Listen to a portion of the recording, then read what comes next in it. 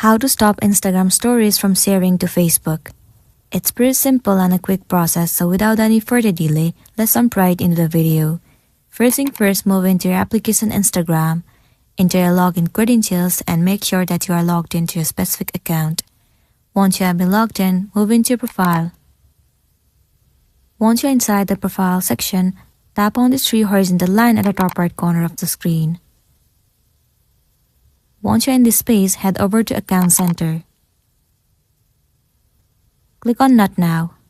Inside Account Center, simply move into Connected Experiences.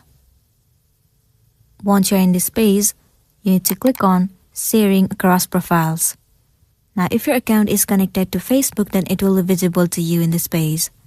All you gotta do is remove the option of Facebook, and then it will stop Instagram stories from sharing to Facebook, and then you'll be good to go.